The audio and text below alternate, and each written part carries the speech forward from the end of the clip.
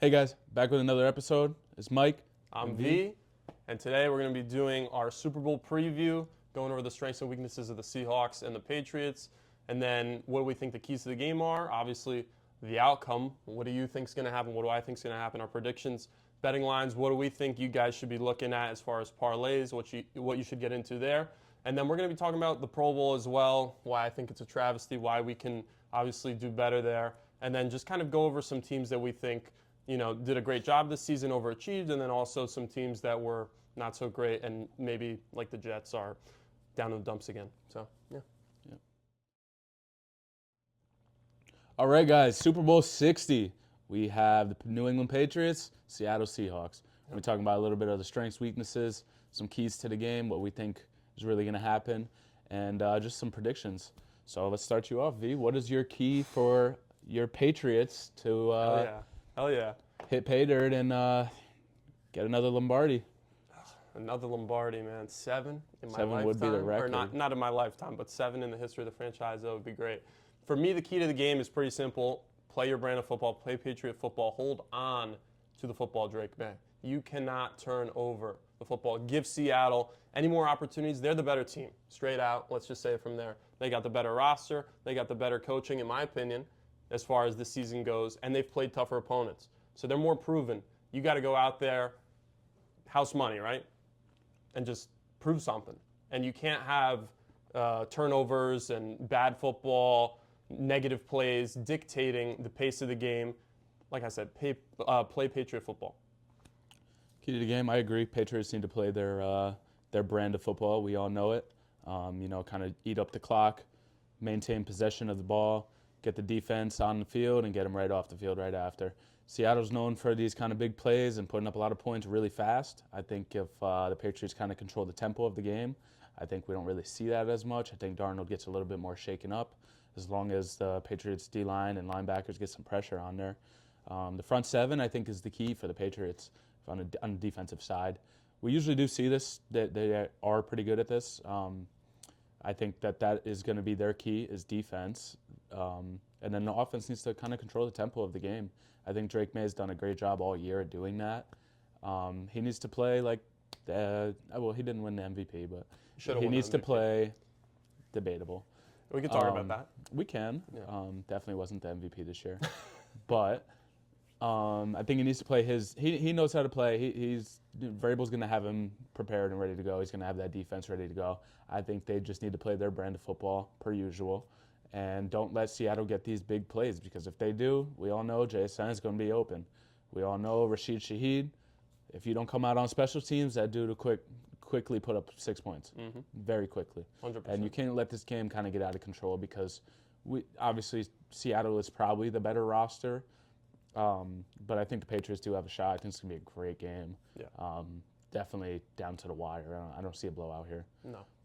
I agree with that, and I think, as you kind of said, right, Seattle's known for those big plays, and I think the key to the game for them is to get out ahead early, right? You want to establish yourself. You want to dominate that first quarter, right? Go out there and prove why you're the better team and put New England in a hole from the beginning, right? Because you've seen throughout the playoffs, the Patriots have not been able to score against great defenses like Seattle has. And so you want to put them in a hole. You want to make them fight for points, fight for situations. And listen, the Broncos in that AFC Championship game had a chance to go up 10 points, right, in that first half. Take your points in every situation that you can and just bury this Patriots team. If you're the Seahawks, I think that's the key to the game. Yeah, I completely agree, especially with a team like New England. I think the Seahawks, they can't get comfortable. They can, even if they're up 14-0 or whatever it is, if they're up 2 scores, I wouldn't get comfortable against this team. Patriots are good on defense, good on offense. So if you're up 2 scores, it can happen real quick. Defense gets a takeaway, goes down, scores, gets another stop. Drake May brings them back into it. So I think as far as game script, get ahead and get ahead early because if you don't want to fall into Patriots football. You don't want to fall into that game script kind of where you're playing their game because Seattle's not known for that. Seattle needs to play their own game. They need to get out ahead. They need to I think honestly that they should start the game with a deep ball. Like I think that they need to kind of set the pace, set the tone, and get out there and show what they've been doing all year. I mean, yeah. I mean that's a great way to put it, right? The Seahawks have all year gone deep to JSN, to Rashid Shaheed after that trade, which was a great trade, by the way.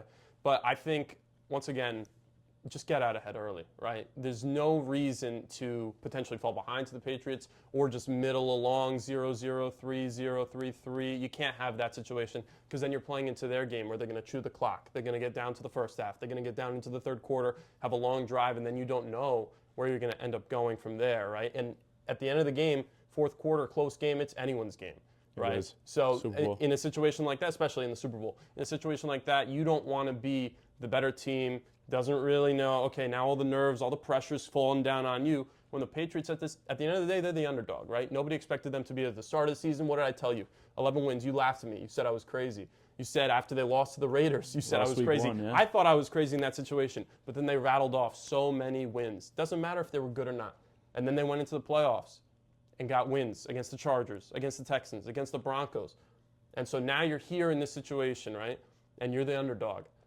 Do your job, play your game, get the job done. You'll win the game. Yeah, I totally agree. I was probably one of the biggest Patriots haters, not only because of him, but just because I wasn't a fan of how they're playing backup quarterbacks and cupcake schedules every week. But guess what? They went out, they got the job done. They deserve to be here. You can't deny that. You play who you They play. won the AFC. Yeah, exactly. You play who you play. They got it done. They won, 14 games? 14 games. So, I mean, you can't deny that. You can't just say that it's a hiccup when they won 14 games. Yep. And won two playoff games? Three playoff games now. Three So, playoff games. I mean, they've had 17 wins already. You can't just deny their talent. Going back to the keys to the game, I just want to add to that. I think whichever team kind of gets their run game going first, I think Yeah. is going to end up winning this game. For sure. We see it kind of time and time again in the NFL because the pass game has been pretty popular and pretty much the way offenses have been scoring. I think this year and last year, especially with Saquon kind of going stupid last year, and a lot of teams this year kind of going in with their two running back sets and kind of grinding out at the clock and everything. I think we're going to see a little bit of that because I think the Patriots love to kind of control the game. They have the two running back set. Is Charbonnet's playing or no? I'm not sure. I got to look into that. We have to look at that. But either way, I think run game is going to win because it's going to control the tempo. If you get your run game going, you're pretty likely to score. yeah, 100%. And even without Charbonnet, Kenneth Walker is an absolute beast, right? He's going to get the job done. He's probably going to go for 100 yards. Either way, against a great Patriots run defense, too. I think that's probably a lock, honestly. If you wanted to put that in your parlay, I would say probably over 100 yards, not a bad bet. And then the Patriots on the other side, they got two great running backs in Henderson and Ramondre, who they're going to get the job done, too. Right, because that front line, even though it hasn't been great at protecting Drake May, they've been great at moving the ball, moving guys out of the way on the defensive front, and making way for those running backs who are great at moving in space, finding open holes. They're not, breakaway speed guys, but they're going to get in there and really push the envelope, push for 2, 3, 4 yards. At the end of the day, those little plays, they amount into bigger and bigger and bigger situations. You cut down from a 3rd and 10 to a 3rd and 6, a 3rd and 4, right? That's absolutely huge. We've seen it all year. We've seen it. We've seen Ramondre kind of beating up the defense first 2 quarters, 3 quarters. All of a sudden, Henderson just, bam, 70 yards. Busts a 60-yard run. So Yep. you got to trust the process with the run game, obviously. The Patriots have always done it. They've always trusted the process. But if you can go and get on first down, you go get 3 yards. You're moving forward. It's better than getting sacked on first down because then if you get sacked or a holding penalty or anything to drive you backwards on first down is just not a good thing.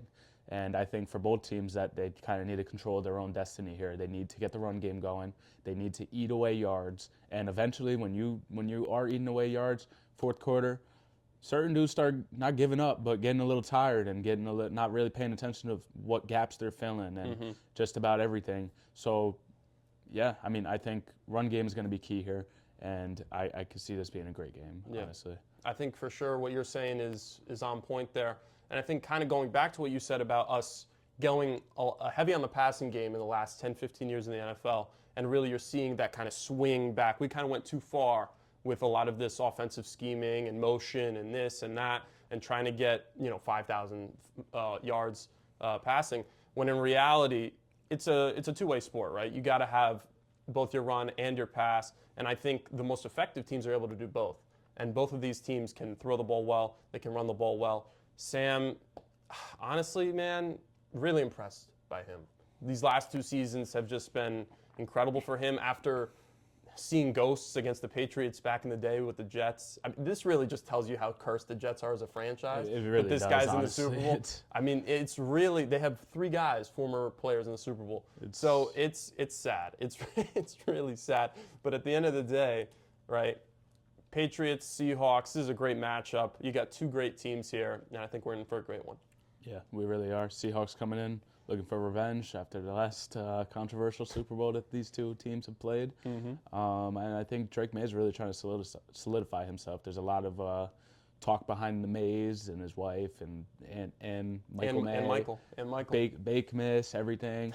I actually got to look into what she's making for the game. Oh, yeah? I've been interested in these videos. I love what they got going on there. She's the queen of New England and everything. Yeah. I do like it. It's great for marketing, obviously, but I think it's kind of helping Drake kind of have a little confidence going into this. Seahawks are a great team. I think that as long as Darnold kind of stays in that pocket, just kind of doesn't try to do too much, because you see Darnold, whenever the game gets a little out of hand, he gets a little shook. If they get the run game going, they keep eating away those little 3 yards, 2 yards, 3 yards, one's going to burst.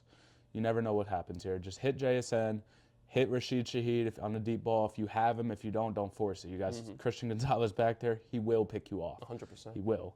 So I think just both teams need to play their style of football. Both teams need to kind of rely on, both teams have a great defense. So this is why I keep saying that the run game is so important, because when you have a great defense, you want to kind of keep them off the field as much as you can so that they're fresh out there.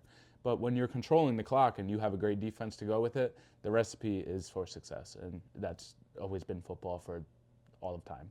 100%. And later on in the video, we're going to get into our predictions and what we think you guys should bet on going into this game. But for now, let's move over to the Pro Bowl and why we think it's all fucked up. It is pathetic. Pathetic. Okay, so Pro Bowl 2026. AFC did end up winning it, if that even matters. Does not matter. I think what they're doing is completely pathetic nowadays, and they should kind of really try to figure out a way to fix this, because this is pathetic. What would you do differently? I'm going to be honest here. I think the biggest problem with the Pro Bowl is where it is in the season. I'm fine with giving the teams that go to the Super Bowl a 2-week break, but I think this should be something that's after the season. Give all the guys who are in the playoffs, who want to compete in this, who are going to the Super Bowl, right?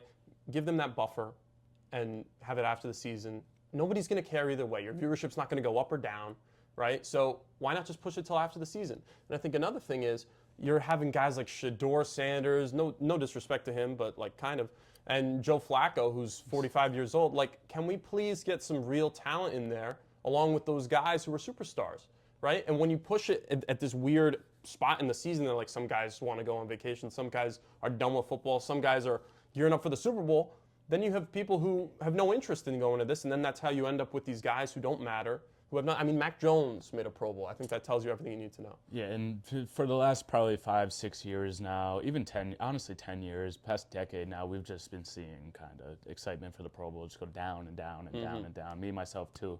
Pro Bowl used to be my favorite. I used to watch all these guys gear up, and they used to actually play. I'll never forget when Sean Taylor just absolutely lays out that punter. destroys the punter. Yeah. Like, they were out there playing. They were out there for the fans, out there putting out, not content, but yeah, like something to watch, entertainment. Yeah. But yeah, I agree with you. I think that the Pro Bowl should maybe be after the season, but I can see both sides of it. Obviously, you're going to lose the week of viewership for the NFL, and you kind of lose a little money, but you do make it up after the season. The only problem with that is that a lot of these players are going to know that the season's over. They're not going to want to play regardless, because once the season's over, these dudes are humans too. They want to go and be with their family. So you essentially kind of extend the season by doing that. But honestly, like, how many Pro Bowls did we see Tom Brady make, and how many times did we actually see him like in the Pro Bowl? Yeah, you lose a lot of players by not 100%. Having it, by risking injury before the Super Bowl. If you just have it after, these guys can actually go out and play. Especially with more accolades too. Like, now you got Super Bowl champions versus another Super Bowl championship in the NFC. Now they're going up against for a second straight week. Kind of have, that little battle infighting. It just creates cool things that you can do like there. so much more to talk about too. 100%. And just not flag football. Nobody wants to watch flag football. even if, and this is something I've always disagreed with flag football, because it's not football. We see it in all the time. We see these top 5-star guys getting recruited out of high school based on 7-on-7s. There's no pads on. You're going to play a little bit differently when you're not getting hit. Okay? I never agreed with the 7-on-7 flag football, anything like that. I get it. It's to prevent injuries and everything like that. But play on grass. You have to go out there and play on grass. They should be tackling. I don't understand why they got away from this. I get it with the injuries and everything like that. But maybe tell the players don't dive at his ankles and try to mess up his ACL. There's ways to play the game, not even hard, but there's a way to play a real football game without people getting hurt, without people getting injured, right? Yeah, and I'm not saying it needs to be fucking fourth quarter everyone of the throws a Super Bowl Guardian here. cap on. Like there's ways to do it. And I think one of the other things that has kind of been lost is doing it at a unique stadium that we don't get to see, right? The place in Hawaii, watching a game there, I mean, that's so cool, right? If you got to go and experience that, and also seeing it on TV, they're showing the beautiful state of Hawaii. Like those are things that I think are great. And another thing, back to putting it after the season, right? They're talking about potentially adding an 18th game, which I think is... Which I agree with. I disagree with that, personally. I know it's great, more football, but at the end of the day, if you're not going to add a second bye, what are we doing? We're sending it... They would add a second bye. So we're sending it backwards then, if we're adding a second bye. You're starting the season earlier, starting it in August. But here's the other thing. If you keep the Pro Bowl where it's at now, instead of pushing it after the season, then you're making it even longer. And it's essentially just another week on what we're already seeing. Yeah. The only reason I agree with it, obviously from a viewer standpoint, if they were to push it back one more week, that Sunday, we would all get that Monday off. It's a holiday. President's Day. It's a President's Day. So obviously we can go get banged up, watch the Super Bowl and everything like that. But as far as the players, I mean, we see so many injuries regardless that, like, honestly, why not give them a second bye week? Like, whatever. Like, I'd rather see the guys on the field and not have to worry about load management and playing through an injury or something. Give them that extra week to kind of get ready and play. Honestly, from a viewer perspective, I love football. I want to see these guys out there. I'm tired of watching just busted up, broken down teams due to the injury report, and just I don't know what's going on. It's like these athletes are made of glass nowadays, and I mean, I San think Francisco, that situation with that's the a whole power kind of and conspiracy. stuff. What do you think about that? I mean, it's kind of proven to. Yeah, I mean, do I know something, both these Super Bowl teams aren't even practicing at the facility, which is the really facility. crazy considering it's right next door. So it's a real thing. I mean, has to. it is going around. It is. I think the Niners kind of need to figure this one out because honestly, over the past decade or probably decade now, they have been injury riddled. That's been majority of the reason they haven't even been in some of the Super Bowls Since that they they've moved been to in. that new stadium. Yeah, so I think that they need to look into that. I agree with both teams not even wanting to take the risk over there. Yeah. But I think that report is kind of like more long-term on your tendons and everything like that, breaking them down. I don't think it's one practice. No, You're just going to be on an injury report. That's not the situation. But this is a team that's a lot of older guys and a lot of guys who have been there for a long time. So their muscles, their bones are going to break down faster. And so I think that's part of it. But also, think about how much this ruined their season, right? They still ended up going to the playoffs, still ended up having a great season, but it was ruined by all the injuries that they had, which is crazy. Like, usually that happens, right? You'll have an injury-riddled team kind of get messed up. And in basketball, a couple years ago, it was the Knicks where they had all of their starters just get hurt, right? But in the NFL, where it's such a contact-driven sport, to have a disadvantage like that, where you could have 10, 15 starters just out for the season, I mean, it's really crazy. Even from the outset, where they had Nick Bosa and Fred Warner gone. Yeah. So this is a weird. They got to figure that out. I know they're doing a study into it, but they really need to consider. And what's crazy is that it's a new stadium. It's only 10 years old. And for that to be the situation, there's nothing wrong with the stadium. It's just they didn't really plan this one out. There's nothing wrong with the stadium. Nobody would have expected that, but yeah, you have to kind of act accordingly now, and it has been a problem. Yeah. I think it's time to kind of maybe look into this a little more seriously and figure out what you want. But as far as the Pro Bowl, how do we get back into it? I think, like, honestly, there needs to be an incentive for these athletes. We need to stop. I feel like we're almost cursing them at this point, like, oh, they can't get hurt. They can't get hurt. Like, just protect the athletes, protect the athletes. When the more we're trying to protect them, the more they're getting hurt. Yeah, 100%. Way back when, they were not getting hurt. These athletes, maybe they had a little bit more fat on their bones or something, but there was something out there to where they weren't getting hurt as much. And the more we're trying to protect them, the more they're just getting hurt right now. Yeah. I don't know what the actual reasoning for it is. I think part of that is the training and the strength training has gotten to such a degree where we're trying to push people to literally the human limit, right? There's been this kind of exponential growth in what humans are capable of as athletes. And we've seen that kind of taper off a little bit recently because we're kind of there at that human limit. I mean, there's nobody in baseball throwing 110 miles an hour. We've got guys throwing 100 though every single week. Yeah, You know what I mean? we're at peak athleticism. I think it does have a lot to do, especially in a sport like football. Me and my father actually talk about this all the time, that these athletes are just, they're too lean. And when you're very lean, you're very injury prone. Yeah. But the league has kind of gone into kind of a speed type of league. So Fast-paced, if you're not lean, it is a lot of running and a lot of everything like that. But we don't see these big linemen, like, unless it's like an ankle injury, which is kind of inevitable. You can't really, if a guy falls on your ankle, you're hurt, like whatever it is. But we don't see these linemen kind of dropping like flies all of a sudden. We see more of the cornerbacks and the receivers and even the running backs nowadays. Yeah. They're all like just too lean. You can't be 8% body fat playing football. Like you're getting hit hard every single play. Yeah, 100%. Let's go a bit to the Pro Bowl. To fix it, honestly, in my opinion, the league has more than enough money to give these guys an incentive to try to actually go out there and play for something. It doesn't need to be home field advantage or nothing like that, but go out there and maybe these athletes who are on rookie deals making a Pro Bowl, getting a lot of viewership for the NFL, maybe go and give them I don't know, maybe whoever wins the Pro Bowl gets $5 million extra. Like, give them something to make more money or give them something to actually play for. Because honestly, we're seeing out there, they're laughing, they're joking. Yeah, it's cool, but it's not like it's still football. You're losing football in the Pro Bowl. And every fan wants to see the best players out there playing for something. Yeah. And that's why you watch football. Here's a question for you then. Let's do a hypothetical.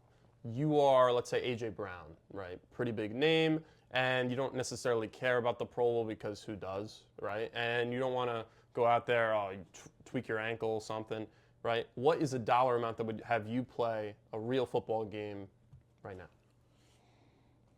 For me, I'll go out there for free, but say you're AJ Brown. if I'm AJ Brown, I don't know, what does he make, 30-something million a year? Yeah. Like, I don't know. I think there's just a certain number past like a mil or two where you're gonna go out there and go get that million. Like, I don't care how much you're making. You're gonna go get that extra million or 5 million or whatever it is. The league has plenty of money. Like, they're more and more profitable every single year. Yeah. So give these people something to watch. I mean, especially because they're trying to expand to all these other markets in like Brazil and London and everything like that. Maybe give these other markets a reason to really see, or not a reason, but an opportunity to see all the players play against each other and what the peak performance is, so that they do have a little more excitement going into the next year. But yeah, I really do miss when these guys were out there playing their hardest. And, well, not everyone was playing their hardest, but you did have guys going hard. You had guys kind of taking it easy. But it was still a great time. They weren't out there fighting or nothing, but like they were still playing football. Yeah. And it was a great game to watch. And it used to be my favorite weekend in pretty much all of sports, second to Wild Card Weekend. But it used to be my favorite in the NFL. Now I don't even care about it, and it's completely, in my mind, it's gone. Yeah, and part of that is us getting older, but also part of it is just the deterioration of what they're trying to do. Yeah. And it's sad because for the kids who are younger now, they're never going to get to experience that moment like Sean Taylor knocking out that punter. Like, those are things that they're not going to get to see, unfortunately. And even in like an actual NFL game, that would be flagged, that hit. So yeah, of course. But like, who doesn't want to go see like Patrick Surtain guarding up against Justin Jefferson? Those are the on the other side of the ball, you got Jamar Chase against, like, I don't know, whoever, another great cornerback. Yeah. Like, you have all this excitement. Oh, let me watch this matchup. Let me see this. Let me see that. Like, there's stuff you can watch, and it's just more entertaining for people who actually do love football.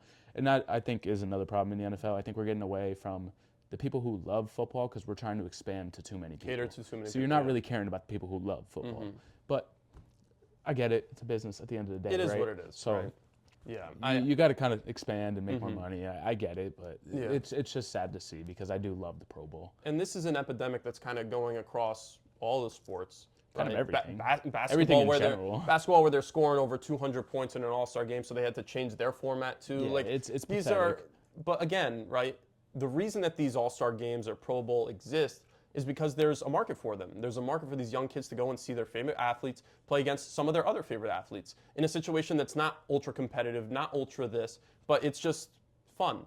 and go out there, have a great time, and just see peak performance against peak performance at the end of the day, right? So you got to find a way to make this better. I don't even know necessarily what that is. You heard my opinion. I think we should move it after the season. Money But talks.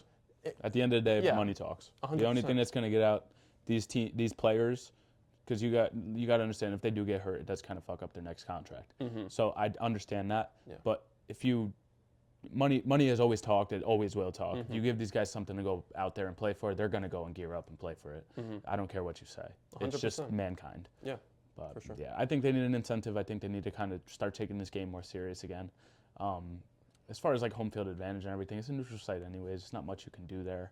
But give these guys an incentive. Let them go out there. Let them play. Like, it's fucking injury. Like, whatever, man.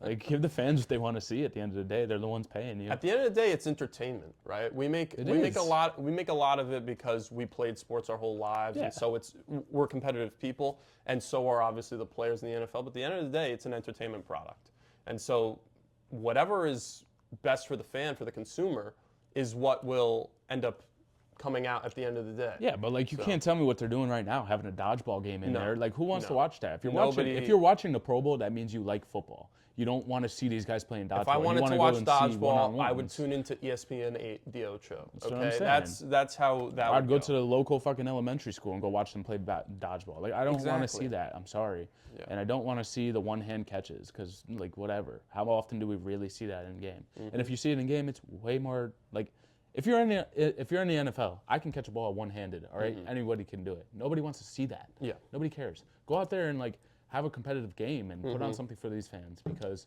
this has been pathetic. And I honestly don't know the actual numbers, but everyone I've talked to completely hates this weekend in football. It doesn't Yeah. even watch. So Yeah. you got to fix it. And I think the only way is to kind of give these guys something to play for and give them an incentive. I don't care if it's going to cost you more money at the end of the day.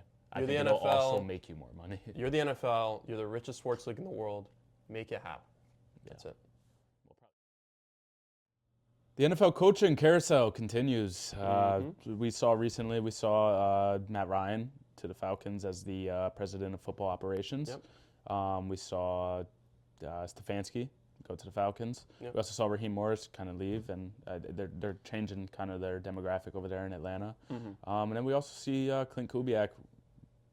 It looks like a lock on the Raiders head coach. I would say he's a lot. Yeah. So what do you think about Matt Ryan kind of running Atlanta? I think Matt Ryan's a great guy to get in there, right? Legendary player in your franchise. And at the end of the day, you have a guy who really loves the game, loves football, loves Atlanta, loves the Falcons. So I think he's a good guy to get in there and knowledgeable about football, knowledgeable about these guys. It's not like he's taken a full step back. He's still been on TV and stuff, so he's still tapped into what's going on in the NFL.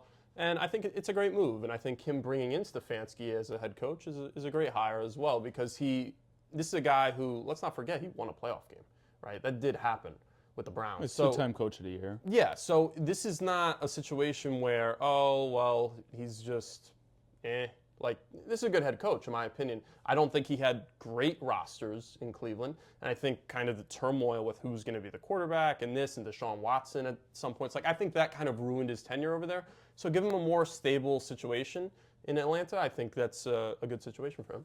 Yeah, I think it kind of gives him an opportunity to kind of revive himself a little bit. Yes, he had obviously everyone looks at him as a great head coach. I honestly disagree slightly. I think he wasn't as good as people make him to be because honestly those Browns rosters, when you look at the defensive side of the ball, that defense could be up there for the top in the league.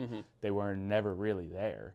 As far as offense, you did have some pieces and everything. The offense has kind of just been always like a shit show over there in Cleveland.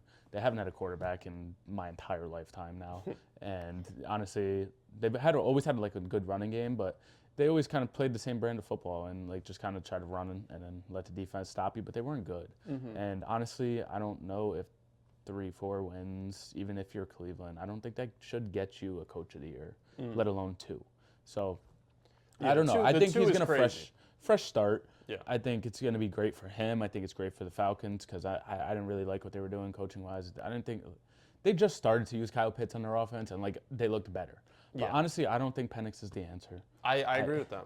I just think also here, and this is an interesting thing for us to talk about as well, What do you think of the left-handed quarterback? Like, I just think that's such a difference. The spin of the ball, you got to run formations. I think that's Honestly, it's a timing thing. Not a hating thing on anybody who throws lefty. It's just like I don't think that works at that level. It's a timing thing. I've played the sport. I wasn't so much really a receiver, but obviously I know what it looks like.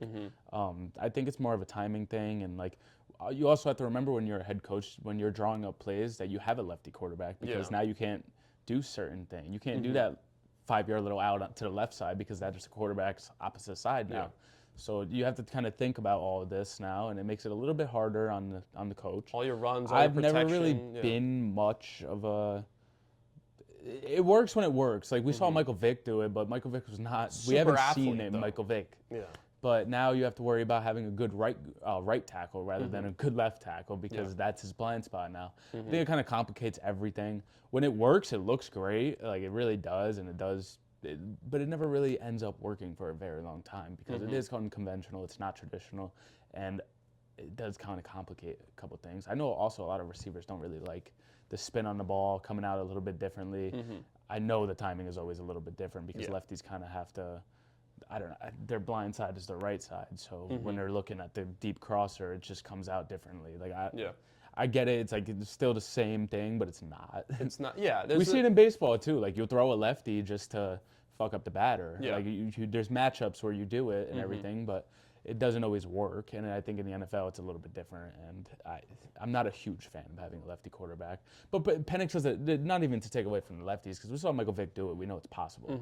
But I'm not impressed with Michael Penix at all. Yeah. I think he shows like signs, but like. When you have a great tight end, you don't even throw the ball and look up the seam because the tight end could just throw him on a drag, get him the ball. Like great receiver too in Drake London. Great running back running as back. well. Like he has weapons. He has more weapons than most teams. A lot of teams in the NFL, and there's no denying the talent. Even with Kyle Pitts, and I've drafted him so many years in fantasy, and I just hate him because of it. Yeah. But he is a great. He's supposed to be kind of what we see out of Trey McBride and what we see out of Brock Bowers, but Atlanta's never really got him that ball. Do you think that stunt and development is a coaching problem, or do you think that is just him not being as good as we thought he would be out of the draft? Kyle Pitts in general, I don't think he gets the ball enough. I think finally we saw at the end of this year, we saw Kirk Cousins go out there and kind of say, hey, you're getting the ball. And we saw what happened. He can produce. He still has it. Obviously, it sucks that he's kind of well into his career now, but I think he still has a lot to give. He's a tight end. He doesn't have a lot of usage on him, honestly. Like, they haven't really been giving him the ball much. But when you have that sort of talent on your offense, you have to get him the ball. It opens up your offense. It frees up Bijan. It frees up Drake London. Like, you have to kind of get him. You have to force him the ball early in the games maybe to just kind of get him on a roll. And Atlanta has never done that. And I've always, like, just... I'll pick him in fantasy every year because I'm just like, if Atlanta ever does this, they have a top offense in the league. But they haven't done that in so long. And it's not like you can't build an offense around a tight end. There's plenty of teams, like you said. We've seen with Super the Bowl Cardinals, teams. 100%. A tight end is a guy you should actually think build about around. the recent dynasties. The Patriots Chiefs and the Patriots. You have Gronk and Aaron Hernandez and Travis Kelce. And Travis Kelce. Like, Yeah. when you have a great tight end, it opens up your offense so much more that he's a mix match nightmare for linebackers. And I played linebacker. I would never ever want to guard him because that dude can run like a receiver. He is the size of a tight end, and you're not keeping up with him. Honestly, No. he can not run the as route. not as a linebacker. And then if he's a cornerback, He's too big. exactly. He's a matchup nightmare, and if you don't this is why I just don't understand why Atlanta can't at least feed him the ball. You're in the NFL, Penix. Get him the ball, man. Like I don't get it. So I think then if we look back at the hire, right, Stefanski is a good guy just to change things, right? Raheem Morris, for those couple of years, I didn't think he did a bad job necessarily, and I don't think that really falls on him because he's more of a defensive coach. But I do think that getting a guy who's more offensive-minded like Stefanski, I think the problem end up coming down to who's he going to hire as his coordinators, right? And this is my only objection to this hire. I think he's a great head coach. I don't want to take any of that away from him. I still think he's a great head coach. But my only objection with this is that he's coming from a franchise who's never had a quarterback. He has been the coach for so long now. He's drafted a few quarterbacks, and none of them have panned out. He's kind of proven to not be able to develop a quarterback. We even saw it this year in Cleveland, where there was he drafted 2 quarterbacks. I He don't had get that. Flacco. He had 5 quarterbacks on the roster, and not one of them really panned out. And the one that he didn't like and didn't want to play ended up being the starter. Which is crazy. Ended up, obviously controversially, making the Pro Bowl. But he has kind of proven to not be able to develop a young quarterback and kind of put him in a great situation. And that's why I kind of object here in Atlanta, because Atlanta hasn't had a quarterback, and they do have a young quarterback with Penix now. So what do you really think is going to happen? History repeats itself, all right? I don't think that this is – I think he kind of needs a quarterback. He needed to go to a team with a quarterback to at least get that off his mind so he doesn't have to worry about that anymore. They have a quarterback, but do they? In my opinion, no. So then you're still kind of in a similar situation. You're back to the drawing board, I guess. If you're Atlanta, And you're leaving it in the hands of some dude who hasn't been able to do it for the past 10 years. If you're Atlanta, So it's like, if you're Atlanta, do you draft a quarterback?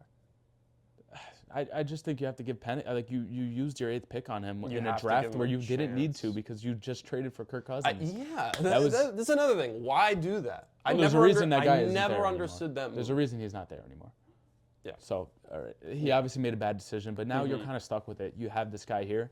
At least let him play out. At least try to make him deserve a contract. How many more years would you give him? Like 1, 2?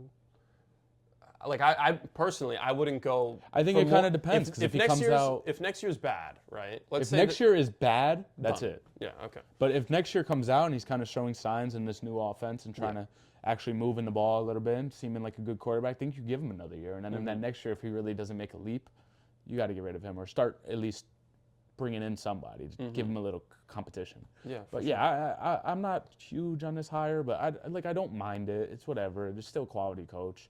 I don't think that they made like a consensus bad decision, but he hasn't really been able to do his thing with quarterbacks, and now you're putting him in a situation where he's going to need to do his thing. So I just think, what's the point? You're kind of hiring what you already had. Yeah. But let's move over to back to the Raiders. I'll say it again. I love what they're doing here, man. Yeah. They're you're going to bring in an offensive mind coach now, and he's proven to be amazing on Seattle with Sam Darnold. Now, obviously, we think that they're going to draft Mendoza.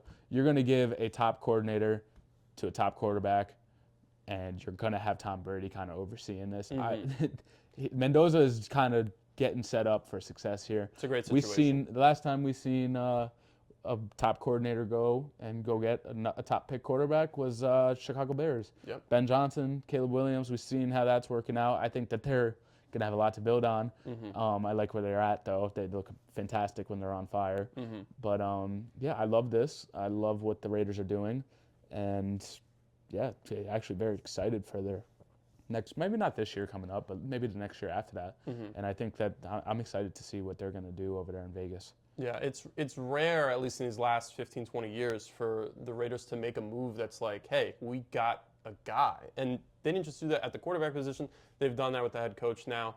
We're like 99.9% assuming. Yeah, this is not definite. It's not definite because the Super Bowl hasn't been played yet, and so we don't know what the situation is, but like we know. So at the end of the day, I think it's a good hire. I wouldn't put too much stock into him only because he's got a bunch of great weapons. And not to say the Raiders don't, but the Raiders don't have JSN, Kenneth Walker, Rashid Shaheed. Like, they don't have that situation. But they have a great foundation. And they have an unproven quarterback as well, a guy who hasn't seen NFL turf yet. So at the end of the day, I say that too much. At the end of the day, this is a guy who I think is a great hire, but let's see you prove it in year one, right? You don't want to go there and go 7-10. Like, that would be a step in the right direction, but let's see 9-8, right? Let's see you try and build a culture, right? So that's where I feel about that. Yeah, I'm not even like really. I don't really care for next season. I think it's going to be more of kind of letting the dominoes kind of fall in place here. I think you let Kubiak get comfortable with Mendoza. Once they get that relationship, obviously you already got your young core with tight end and the running back. I think if you build up this defense, I honestly think that they should maybe. I get what they're saying in trading Max Crosby because you're going to get premium picks for it. Yeah. You're going to have a lot of salary space to be able to build up your defense. There's so many teams that would want him. Yeah. But like they don't, if they have this core on offense and they go out and get a top receiver or like a good receiver, they're not going to need the top defense. They're going to need something like the Patriots, where a bunch of underdog guys come in and they end up overachieving. Yeah. Like that's what you need. And I'm not big on big name defenses because a lot of one injury, you're kind of screwed. Yeah. It's got to be a culture thing regardless. Who's their D coordinator? Do you know? Not yet. Yeah. No They don't have information. one? Not yet, no. Okay, yeah. So If they go out and hire some guy that's Yeah. really good, honestly, I think like if they went out and got like Brian Flores, like I think this team is like ready to go to the Super Bowl Yeah. in 2 years. Like. Okay, so an exciting segment for me at least. We're gonna be talking about overachievers, underachievers of this last NFL season. Talking about some injuries and just who we thought was gonna be a little bit better or who ended up being way better than we thought. We're gonna go through each division here. V's gonna start here with the AFC East. Yeah. And take it away. So, pretty obvious two contenders for me, right? The Bills and the Patriots, but two very different tales of their seasons, right? The Patriots, obviously the overachieving team. The Bills, this was the opportunity to go to the Super Bowl, man. You had no Joe Burrow, no Patrick Mahomes. How did you falter? How did this not end up working out for you guys? And I think them firing their head coach was a great move because this was them. Did not go up, did not go down. They were just that team that makes the playoffs, and then they got bounced by the Chiefs. And you can't have that, right? You're wasting years of Josh Allen's prime. Can't do that anymore. It's unacceptable. And on the flip, the Patriots, great hire in Mike Vrabel, understanding that Drake May's your guy, getting a great head coach, bringing back Josh McDaniels, knowing that he's a great offensive coordinator, right? Moving in the right direction. And even if they don't win the Super Bowl, they're primed for a great future going forward. And I think they're obviously the overachieving team in the in the AFC East, right? Nobody expected. I had a high win total at 11 wins, and you called me crazy. So that's how we were at the beginning of the season, and look where we're at now. So this is obvious to me, Patriots and Bills. And again, with the Bills, man, really disappointed because I love Josh Allen as a guy. I love him as a player. I wanted him right? to win the Super Bowl bad. Yeah, exactly. And he won that MVP kind of in a pity way last year. Lamar was really the MVP. But again, this was the year for Josh, man. And if you're the Bills, how long can you keep going without building a team around this guy, without giving him a contender? And, I mean, he's putting his life on the line, doing all these crazy things to try and get you over the finish line.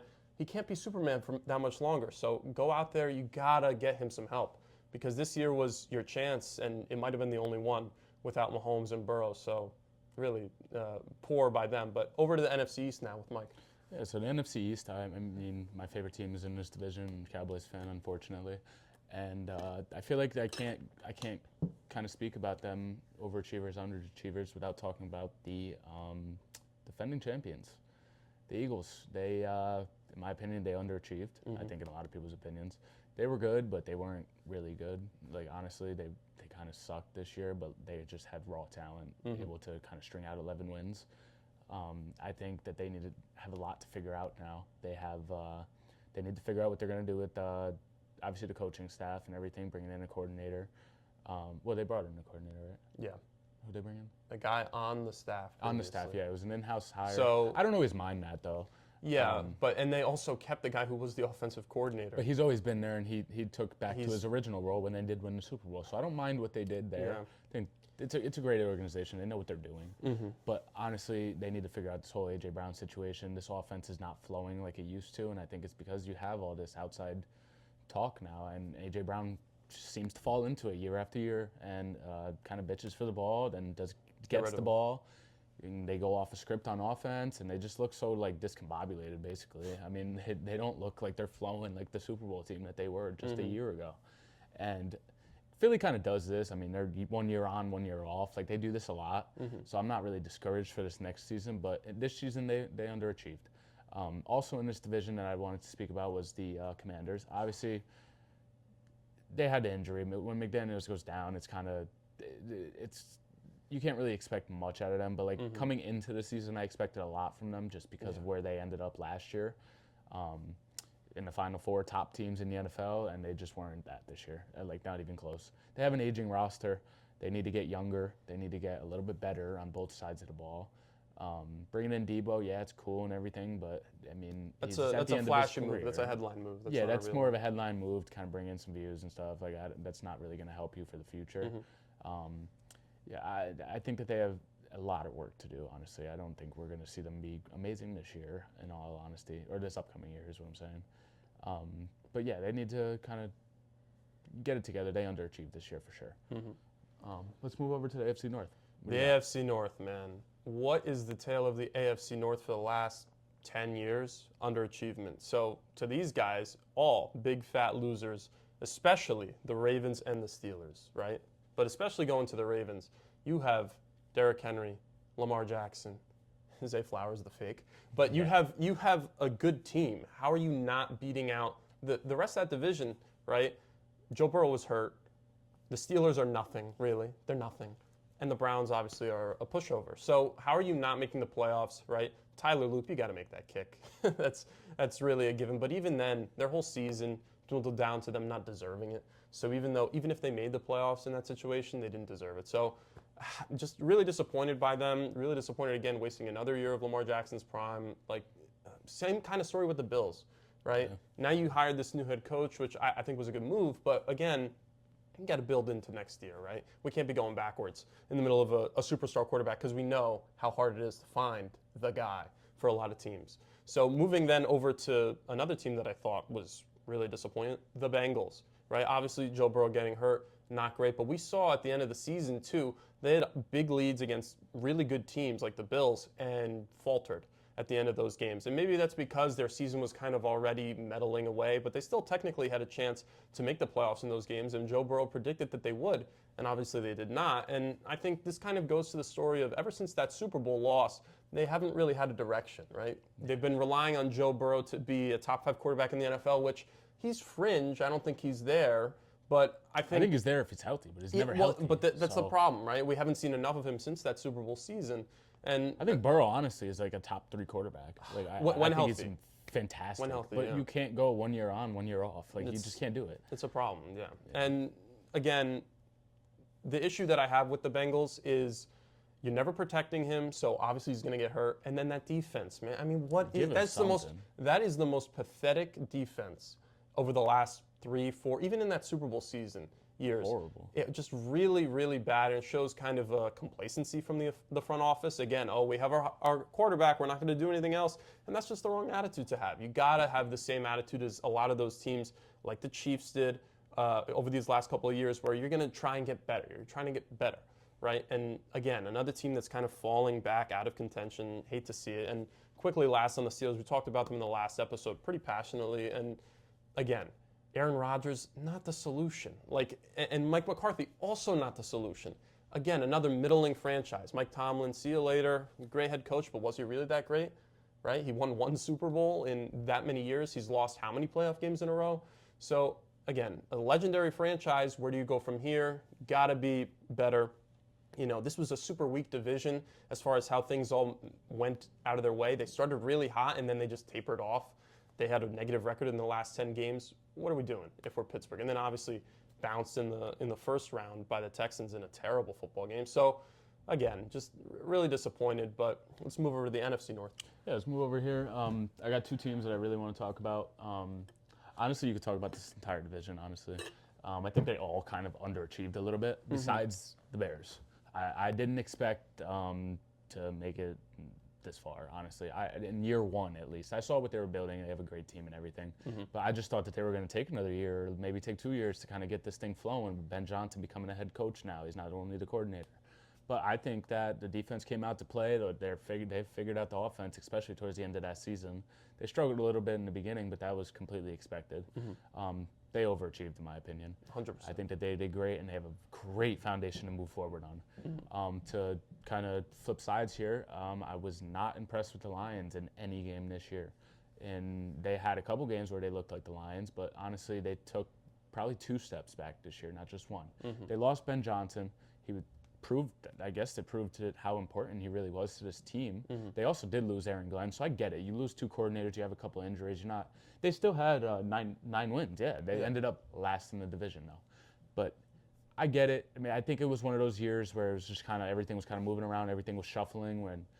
I get why it happened, but they still did underachieve. I'm not going to talk about them too much just because of the situation, but I do want to talk about the Packers.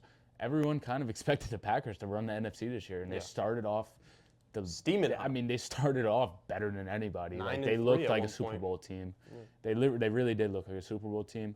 Obviously, we saw Jordan Love go down for a couple weeks. Micah Parsons gets hurt. That sucks. They randomly signed Trevon Diggs and then release him like a week later. Yeah. But overall, I mean, honestly, Jacobs was hurt too. So they did underachieve this year, but they did have their reasons to underachieve. I get it, but everyone kind of expected a little bit more out of them. I think that playoff game was the story of their season. Great at the beginning, terrible at the end. Horrible, and just sell it. And then Yeah. obviously they didn't get really lucky with their scheduling this year. You're playing a division team 2 times at the end of the year when both teams are good, ready for playoff contention. Then you have to play them again in the wild card weekend. So I get it. Horrible year, horrible the way, not horrible year. They still made the playoffs or still whatever. But still, I hate when teams are one and done because it ruins your draft pick. You kind of have no direction to where to go next year, but your team is still good.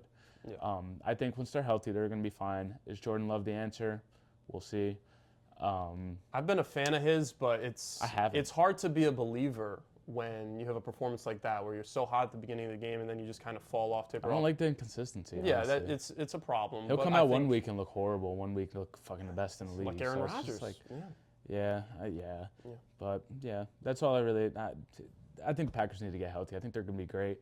We need to see LaFleur kind of make it deeper in the playoffs though, because he's kind of named as one of the best head coaches in the NFL, but his team always falls short, and not even Super Bowl short, but like conference championship short. Like they're never even there. Yeah. They're usually a first, second round, one and done, two and done. Yeah. So we need more out of LaFleur. We need more out of the Packers, honestly. For sure.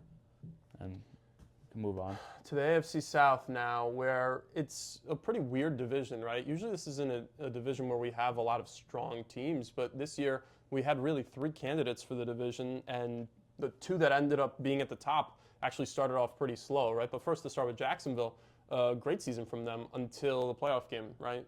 You're hosting the Bills, got to win that game, in my opinion. Pretty bad interception by Trevor Lawrence at the end of the fourth quarter there. But again, not a bad season at all, and I think they're moving in the right direction as far as that. They're building a great team, great culture. So I think they're moving, like I said, in the right direction.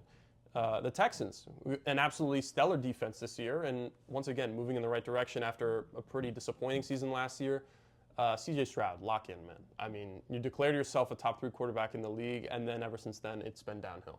Right? I saw a graphic that said ever since he and Caleb Williams, after a game, he was like, hey, Caleb, it'll be okay, whatever. Caleb Williams has like double his stats in every category. It's really disappointing because I was a huge believer in C.J. Stroud. I drafted him in fantasy last year thinking that he was going to be the truth again, and in reality, he ended up being a middling quarterback. And then this year, similar story, but then in those playoff games, you could really tell. I mean, this guy, something's going on up in the head, and hopefully it works out because I like him as a personality. I know you're not really a huge fan, but I think that he's I still like him though. Yeah. I've always did like him, but he just doesn't do it for me anymore. I think he's in his own head now. Yeah. Because obviously the media gets to these guys; they're human. Yeah. I think he pays attention to it too much. And honestly, I don't like his warm up. He's dribbling a basketball before warming up playing a football game. Yeah. What are you doing, bro? Like, time to change it up. Yeah, for sure. And then finally, the Colts. I mean, Daniel Jones started that season red hot. He was scoring like 45 points a game at one point, and then he gets hurt.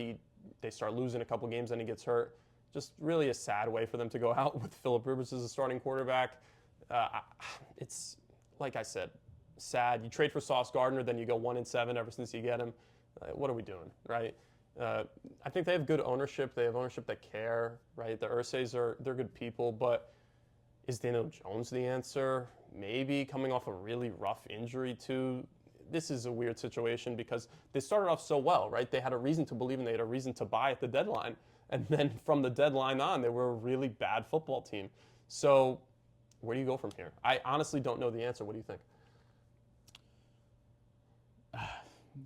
It's just it's a crazy situation because how do you go from such a great team to such a weak team? Obviously, injuries played a role, yeah, but it's just. You didn't even get to see, like, what does the backup quarterback look like because you got Phillip Rivers because you still thought you could get to the playoffs. But it's such a weird situation. It's so weird, and I think that Daniel Jones really needs to end off that season, and we would really see what they can do now. But now Daniel Jones, it's like, what do you do? Like, yes, he played great this year, but this Do you is his believe first in him year moving really forward? doing it, and now he needs a contract. Yeah. So it's like, did he do enough to be able to deserve the contract, or do you just want to pivot and move somewhere else? Yeah. Because honestly, I don't really know. It's a very encouraging team. I think that they're they have talent on both sides of the ball, and all they really need, the quarterback is really just a question right now. Yeah. Daniel Jones proved that he could do it, but coming off the injury, being already fucking midway through his career, like, do you want to give him this massive contract now? No. And maybe be stuck with him for all these years, and also have Anthony Richardson on the roster. So it's like, what do you do going forward here? It's a bad situation. I don't envy the Irsays for this situation because you had a successful season and then it ended up being not successful, right? It was so great to start off. I was honestly loving the Colts. I was hype. I was like, yo, because the Colts are that's a good football franchise. Yeah, right? it's a great franchise. It's a great franchise to be in it and with it. And at the end of the season, to see them not even make the playoffs after that hot start, really. But I was really happy that sucks. they didn't make the playoffs because they kind of just ran. Well, bad. no. I was happy ran they didn't bad. make the playoffs in that form. Like, it would have been Yeah, bad of to see course. that kind of team in it, the way like the Steelers were. But if they were still pushing strong, Oh, it would have been great through to week see. 5 to 10. I was ready for them to make a run. A huge but- believer in them, but it just didn't end up turning out the way we thought it would. And that's that. What do you think about the NFC South? Yeah. Interesting division. Yeah. I'll start with the Saints. I'll start that I was actually encouraged this year with them. I expected them to have 2-3 wins. They had nobody on the roster. This looked like a tank year. Tyler Shaw, Rookie of the Year, comes out. Looks like you found a little quarterback in him. Yeah. And I think obviously Kamara's out of his prime now. They're Move just on. doing him a service of just keeping him there through the rebuild. I like what they're doing with that. You don't get rid of a player like that, whatever. But honestly, I'm encouraged. I think if they build this roster and let him get some weapons, I think that they could be a little scary on offense. I mean, you already have Chris Olave. You go and bring in a top dog, you might be ready to go. Is it crazy to say Saints that? Is are- it crazy to say that he was the best quarterback in that division at the end of the year? I don't think that's crazy.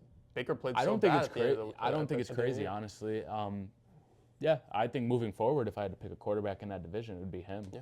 Just because he is a rookie and he was very encouraging. But I'm going to get off the Saints because there's just not much to talk about. They did overachieve, though. Yeah. I was impressed.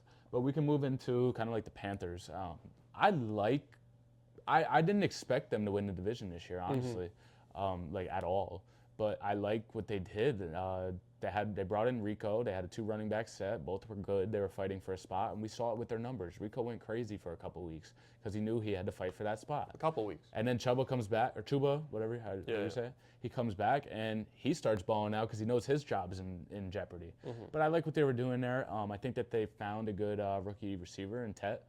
I think he's fine. I like how they brought in Thielen. Obviously, Thielen, he's done. He's on the Steelers now. Yeah. But yeah, he's done. I think you go bring in a receiver, you build up that offense. Bryce Young, I'm still on the fence about him. I think he hasn't done anything to lose his job right now, but we did see him get benched, and then we saw him kind of come back and look a little bit better. I still think he needs to be a lot better to kind of make a run here and be eligible for the Super Bowl. But yeah, I'm encouraged. I think they had a great year. They have a lot to work on, though, obviously. As far as the Bucks, I watched the Bucks a lot this year because I honestly had a lot of them in fantasy, so I watched the Bucks a lot. They started off the season so red hot. They had everything flowing, and Godwin and Evans weren't even really playing much. Yeah. And then it's like you get them back, and it's like they just couldn't figure everything out. I mean, Bucky Irving wasn't even playing. They were playing better when their team was hurt. Which is crazy. And they were overachieving. They were doing amazing. So Baker I was thought that they playing were like going an to have a little MVP, story. yeah. And then all of a sudden, it all just falls apart. These guys come back healthy, and it's like you were trying to force the ball to Mike Evans. You're trying to force the ball into Godwin's hands in the red zone. And then you're trying to give Bucky, like, you don't even give him the red zone opportunities to go and score. Like, you're giving it to, I forget the backup's name, Sean something. But he was the backup running back. He went crazy the week before, and then Bucky comes back, and it looked like there's just so much uncertainty in their offense. I think that their problem, I think that it is that they're trying to get the ball to too many people. Yeah. They're not really trying to dial in. You have the great rookie receiver. Give him the ball. Let him try to get going here. Ibuka at the beginning of the year was just unbelievable. Insane. Yeah. But this is why I say I think that they had too much going on. Yeah. Which is a bad thing sometimes because Yeah. when you have 3 receivers to try to get the ball to, 2 running backs to try to get the ball to, and now Baker's got to just kind of get off of his game and just make sure everyone has their own numbers. Like Yeah. it's not a recipe for success. The defense also underachieved this year, which is a little bit surprising, but they don't really have too many big names on there to start with. It's just Bowles being the head coach that you kind of have faith in them. You have faith in the defense. Honestly, my key takeaways for the year is that I think Baker needs to be playing a little bit better. Yeah. He fell off at the end of the year, but he did look a little injured. I'm pretty sure he was a little injured. That's what I was going to ask you. Do you think that towards the end of that season, and even when those guys came back, do you think they were really healthy? Like they were healthy on the roster, but do you think they were really healthy? Evans came back, and then he gets hurt again, and then I think he just kind of played through it. Godwin, he's getting older. You couldn't convince me that he was really healthy this year because he's always a volume guy. He's a big volume guy, like a Puka Nacua. Yeah. Not as good as Puka Nacua, but he's always like That kind of 8 to 10 receptions a game. Like he's a big, heavy volume guy, and we didn't see that. You saw them kind of shying away. But they do have Egbuka, so I think that he's going to be the new guy. But I think honestly, they just need to kind of settle in on who they want the ball to go to, but you have aging guys and you have young guys coming up too. So I think that they're in a transition phase and they need to kind of figure this out. But Baker, you need to be playing better. They need to start getting some star power on defense. But I think they'll be okay because it is the Bucs. They're still a great franchise. Yeah, for sure. So I want to talk about, we talked about the Falcons already. Yeah, we'll move on. Yeah, all right. We could talk about the AFC West, where pretty clear-cut situation there. The Broncos, I don't think anybody expected them to be a 1 seed. I thought last year they did a great job of building into a playoff roster, but I didn't think going into this season they would end up being the 1 seed, but they ended up doing it. And Bo Nix wasn't really the reason for it. It was that defense just being absolute killer. And at the end of the day, props to Sean Payton, did a great job. Kind of faltered in that playoff game against the Patriots, but that's all right. Still great building blocks moving forward. So I would give them that overachieving label. Did a great job this season. Where do you go from here? Is Bo Nix really your guy? I think right now you have to believe in him, right? Because Sean Payton does, but also because He doesn't deserve to lose his job. He doesn't deserve to lose his job because he got hurt, right? No. But I don't think that he was playing at a top 10, even top 15 quarterback level. I think he was just kind of a middle of the road guy. And at the end of the day, in the NFL, I don't think that's good enough to win you a championship. So where do you go from there? We'll have to see for them. But moving over to the most disappointing team, in my opinion, in the whole NFL, the Kansas City Chiefs. Patrick Mahomes is the best quarterback in the league since Tom Brady left, right? He is the guy. He's won Super Bowls for you. He's been an MVP. To not make the playoffs, and it wasn't because he got hurt, because that happened afterwards, but to not make the playoffs with Patrick Mahomes as your guy is really disappointing. You still have Travis Kelce, obviously Andy Reid, the head coach, Spags on that defensive side. So I like that they hired Bieniemy back as the offensive coordinator. I think that's a great move to try and re-find your soul, right? Because even last year we saw them get absolutely throttled in the Super Bowl. 34 unanswered points to start the game, right? So just a very season from them, right? Obviously super disappointing. Mahomes gets hurt, so that win total would have been a little higher. But again, just how do you not make the playoffs? At least make the playoffs, right? Everybody knew from the start of the year, okay, the Chiefs aren't, their defense isn't great. Their offense is weird. It's not doing, Mahomes isn't playing as great even from the end of last year. And then going into this season, it just kind of all fell apart.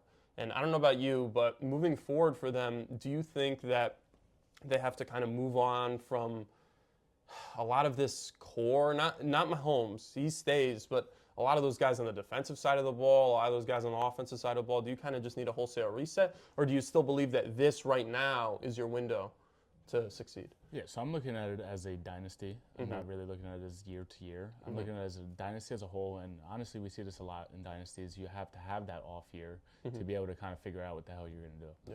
Because honestly, they have a lot of aging stars. On offense, I think that they need just more guys. Like you go and get rid of Creed, which I didn't like. He's now on the Bears, and he played his ass off this year. Everywhere he goes, he seems to win. Rashee Rice, I think he's great. I think you keep him in the offense no matter what. I do think you bring in another guy though, because I'm not really impressed with Xavier Worthy. I like him as a 3. I don't like him as a 2. And I think you need a better run game. You can't have Kareem Hunt back there. Like I get it, he's great in the red zone. That was 10 years ago. He's just not the guy right now. He's great in the red zone. He's a great power back. I'm very impressed with his career. But Pacheco seems to not. We had a lot of hype on Pacheco, but Pacheco's really not that guy anymore. And I think you need to go bring in a running back. I think you need to maybe get another receiver. But if you bring in a good running back, I'm okay with it. And then on the defensive side of the ball, I think their secondary is really where we saw a decline. they had Nick Bolton. He played good. Chris Jones is Chris Jones. You know what you're going to get. But Chris Jones is getting older. I think it's time to maybe get another defensive end, maybe. And maybe work on your secondary a lot, because they're in this phase where they're, like we said with all the time, right? If you make the playoffs, they didn't really have the team this year to win the Super Bowl. Yeah. We kind of knew that. So I kind of like that Mahomes got hurt anyway. They'll have so a better they couldn't draft control pick it. now. They're going to have a great So, draft yeah. pick now. They have a top 10 pick. They're going to go get somebody, and I guarantee in the Chiefs system, he's going to be good. You have to just give it to them. Mm-hmm. But, yeah, I think going forward, I'm not discouraged with the Chiefs. I still think they're going to be right back in this within the next couple of years. As long as you have Mahomes, you're going to You're never out of it with Mahomes and Andy. But now there's question marks, because Kelsey's pretty much done. So what He are you going to do? He should retire. Yes. He should retire. What are you going to do? Which he had a decent year this year, honestly, but that's what a are big you part going of to do your with the tight end offense, yeah. position? I like his backup a lot. I think he got to learn a lot off of Kelsey, so he could be the answer. But if he's not, what is your answer? And what are you going to do with the running back? Because you need a running back in this league, honestly, nowadays, because every time we're seeing a good team, they have a pretty decent running back. Yeah. I'm not discouraged with the Chiefs at all. I think this was just their off year in a dynasty, which happens all the time. And Except if you're the Patriots. well, yeah, but that was back when Brady was taking pay cuts. So. Hey, what can I say? Well, that means that Mahomes should have taken a pay cut instead of getting $500 Listen, million. I agree with that, because if you're already making 30-40 million, why not have a better team? But actually, he's underpaid. If you look at other guys in Mahomes the league, is underpaid. It's That's actually the crazy because he part. signed so early. They Yeah. got him at a deal. So He's it's- underpaid. It's funny how that works out. But He gets in endorsements anyways, though. But Yeah. let's move over to the NFC West. This is a division where, I mean, honestly, we kind of saw this coming. Like, we maybe not as much with the Seahawks. We didn't think that they were going to be in a Super Bowl, or I didn't, at least at the beginning of the year. They overachieved already. Even if they go and whatever happens in the Super Bowl, they made the Super Bowl. I didn't expect it, especially year one with Darnold. JSN just solidified himself as top in the league, or one of top 3 at least. Kenneth Walker is making the case to be a very. Where do you go with him? Like maybe like top like. I would say top 10. He's top probably 10, top but 7. He wasn't top 10 before this year. And No. I really liked what he did. Sam Darnold, you just keep doing what you're doing, keep controlling the game, and I think that they're going to be fine moving forward. proven as to be well. a great game manager. But the defense, I mean, Leonard Williams having a great year. You brought in DeMarcus Lawrence, which he's my cowboy. He's always been a great guy. That's a great signing, regardless. Then you got Tariq Woolen. What are they going to do with him in the offseason? Because he's going to be a free agent, unrestricted. And then Witherspoon, terrific. I think that they overachieved. They technically did overachieve in my end, at least with my start of the season prediction. I would agree with that, yeah. The Rams, I saw the side of the Rams. I didn't know if they were a Super Bowl team, but they looked like a Super Bowl team. So I guess you could say that they underachieved, but they did lose to the Super Bowl team, and they were a top 4 team in football this year. So they didn't really underachieve. Yeah. The Niners, I think you overachieved, like tremendously. Considering the barring circumstances, all yeah. these injuries, and Shanahan just goes out there and says, "Fuck everybody! I'm gonna have my best coaching job I've ever had," and he looked amazing this year. Shanahan literally looked like the best coach in the NFL this year, and Made to Mac do Jones what look he like did, an all-star. to do what he did with so little, like considering the amount of backups he had in his lineup week in and week out, just still stringing out W's, and just there were some weeks where it didn't even look close, and it was like, oh my God, if this team was healthy, they would have won by 50. Yeah. But I mean, yeah, I was very impressed with the 49ers this year, and watch out for them next year, because if they made it this far with all these injuries, wait till Bosa gets back and gets that pressure. Yeah. Wait till Fred Warner controls the defense. Like, you just didn't even have that this year, and they were still amazing. Yeah. So, I think Yeah. I think they get that situation figured out with the injuries next year. I mean, there's no way that happens back-to-back seasons. If they're healthy next year, they're obviously on Super Bowl contender watch. Purdy really, to me, is the only question mark, right? Can he be I don't think it's a Super question Bowl mark winning anymore. quarterback? I don't think so. I just think the game needs to go somewhat right, which is the case with a lot of NFL quarterbacks. I think Yeah. Purdy has done really nothing to be like, well, he has his hiccup games like once in a while, but like I think he's been great overall, and I think he's not the problem. Like, there's no real problem there besides Yeah. injury. This team is just always falling short somehow. Like they were, yeah, I mean, just every year, unless they're winning the Super Bowl, because their teams are always just so loaded up that you just expect this out of them. Yeah. But I think this was the one year where they did overachieve, and scary team for next year, honestly, because they didn't have shit this year, and they made it far, and they were beating the shit out of teams. So.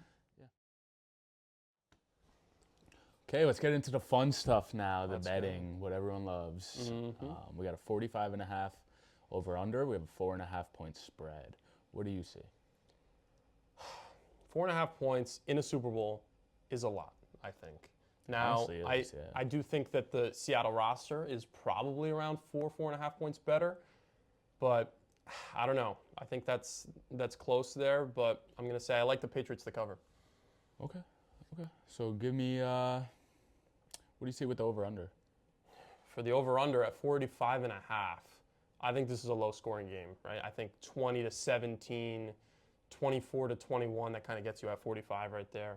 So I also like the under there. You got two great defenses going at it, so that's where I'm going to go with that. What do you think? Yeah, I honestly probably will go with the under here. I only say this because the Patriots are very, they control the clock. Yeah. You never really score a lot on the Patriots, so I can see Seattle kind of having some miscues, at least in the first half, not really putting up too many points, and then maybe clicking maybe later on in the game.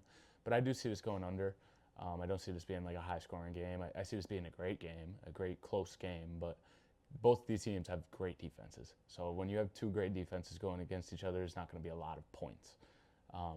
Now, listen, they could shock us because the script says that this is going to be a low-scoring game because then they it have two flips. top defenses, and you have a Patriots offense that likes to run the ball, and I could see the Seahawks trying to get their run game going. But this could flip. You really never know. If Seattle goes out there and drops a bomb first play, like, you never really know. And Rashid Shaheed could put up 6 by himself. That's on kick returns. So we've seen it many times. It's going to be interesting. I do still want to say that they're going to be on the under. I would probably bet on the under. This isn't professional advice, but I would probably go on the under just because of game script and everything with these two rosters, the way that they play. Yeah. I like that. With the 4.5 point spread, my Super Bowl winner, I want to go with the Seahawks. Like, I really do want to go with the Seahawks. No, not just because I don't like the Patriots, but I do see the Seahawks maybe stringing this one out. But I don't see it being by a lot. I could see a 20-17. I could see a 21-17, but I can also see a 24-17. So that's where the 4.5 kind of gets a little confusing. I'm going to take the Seahawks to cover this. I think they're going to win by a touchdown. I see a 24-17. That'll be 41 total points. I could go under. So we're going to go under, and I see Seattle covering this spread. Okay. So back to my stuff. I said under on the over-under, but I like the Patriots to cover. And I hate to say it to you, but I like the Patriots to win this football game, baby. Come on. Let's go, man. I think that the Patriots, underdogs all year, and I think you got to go out there and prove it. You're Drake May, right? Be that guy in this game, you know? Don't just be a game manager. Be the dude. Be the second in the MVP voting in this game. Prove why that was the case. If you're Mike Vrabel, show why you should be Coach of the Year, okay? So this is where you got to do it, man. Josh McDaniels, call a great game, right? That defense, hold. No, don't allow any big plays. Let's go. Let's make a fucking play, all right? So here we go. No negative plays if you're the offense. Make a defensive play on defense. Make a great play. Be that guy. Somebody's got to step up. Somebody's got to do it, right? Last week it was Christian Gonzalez. This week, who's it going to be, okay? And I think if you're the Patriots, just do your job and you win this football game. I know that we say that Seattle has a better roster, but something about this Patriots team, man. There's something about this Patriots team, and I'm not just saying it as a biased Patriots fan. Let's go, but man, there's an energy. There's an energy. All right? So Stephon Diggs says it. We all we motherfucking need. All right? Let's go. Let's win this fucking Super Bowl. And there's the energy. Like, he hasn't seen enough Super Bowl wins in the past 20 years. But I get it. It's your favorite team. I get it. You're all hyped up and everything like that. Yeah. But Seattle might come out and bust your ass. All right? They might come out, and this might not be a close Super Bowl. You never know. Seattle's a very good team. Anything could happen. No, I see the Patriots kind of weathering the storm, but I do see them kind of maybe losing by a touchdown or losing by 3 points or something like that. But I don't see this being a overly high-scoring game to where we're going to be in a shootout, because that's just not that way the Patriots have played for the past 20 years. I'm not going to expect it now. You already touched on Kenneth Walker being a lock for you at 100 yards. I have a bold take, and I really do like Cooper Kupp to score a touchdown. Wow. And I say this because we saw him kind of bury the Rams last week with that touchdown, and I think that he has a chip on his shoulder because of that. He buried the Rams because the Rams told him to retire, and then he goes to the Seahawks, and he didn't have an amazing year or anything, but he shows up still as a vet, and he shows up in big moments. And I think that he is a lock for a touchdown this week. Okay. That is my big, bold take of the week. Hey, that's a steaming hot one right there for an old ass guy, but I don't hate it. I might throw that in the parlay just because you say so. For me, if I had to pick a touchdown here, I still like Ramondre Stevenson.